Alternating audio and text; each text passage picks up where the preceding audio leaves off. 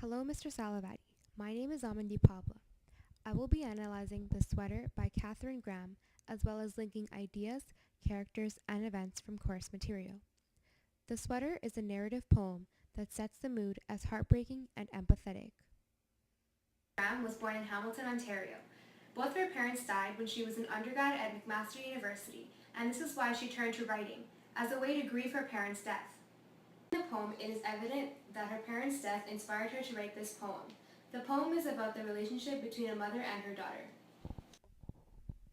The Sweater is about a mother wanting to buy Christmas presents for her family, but she is bedridden.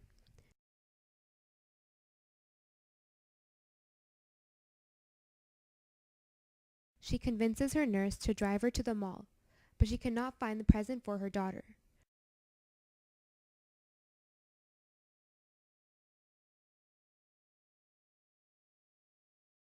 Her husband wants her to stay at home as he worries for her because she is sick.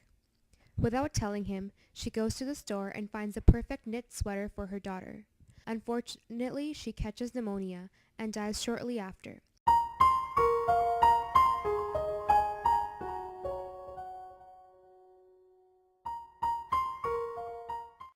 Her daughter then wears the sweater at her funeral 3 days after Christmas.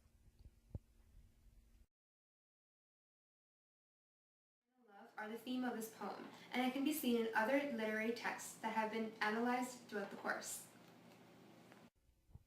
The poem I analyzed for my poetry assignment is quite similar, called Cloud Horses. The mother speaks about her daughter. I see her riding away on a horse whose color I have no name for. Another text we analyzed in the course was The Wars. In The Wars, Mrs. Ross had to deal with the news of her son. All three texts show how mother figures deal with death. This leads us to use the feminist theory to analyze all three of these texts. By using the feminist theory, you can tell that fathers aren't mentioned as much. Women are represented as more emotional and have a hard time dealing with stressful situations and loss of their children. They also show that mothers care more about their children than themselves. Another example of a text that relates similarly to the other three is the Wisdom of Shelley poem. This poem by George Eliot Clark shows how a woman is mistreated by her husband and does not stand up for herself. Although it is not as upfront in The Sweater, many of these characteristics are shown throughout the mother's actions. She is aware that she is unwell and might not have much time to live, but she still persists to go on buying a present for her daughter.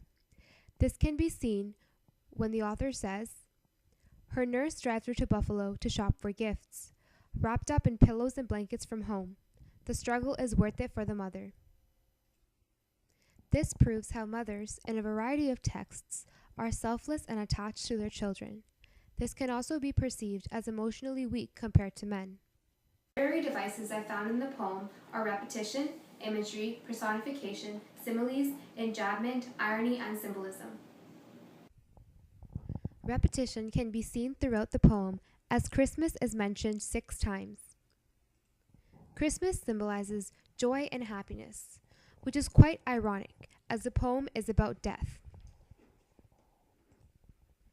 This leads the reader to believe that the entire poem is just about irony. Another example of symbolism is shown throughout the title and the book. The sweater is something important. At the funeral, her last gift is worn by her daughter. The sweater symbolizes warmth and protection, like a mother would. This can also be seen in The Wars, when Robert wears Harris's scarf.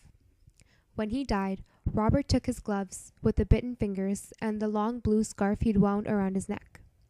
In both examples, winter clothing represents the memory of someone, giving one strength and protection.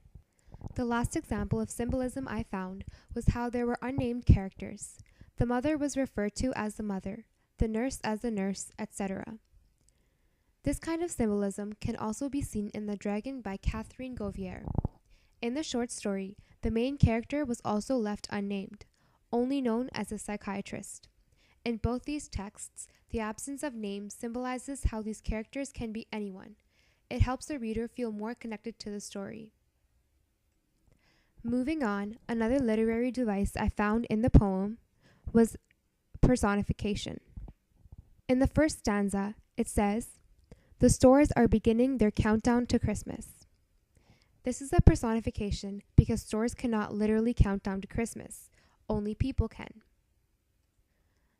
Another literary device I found was symbolism. She feels like a teenager disobeying her mother and father as she unfolds her Christmas list. Enjambment is also predominant throughout the poem. Almost every line could be given as an example. Here is one example.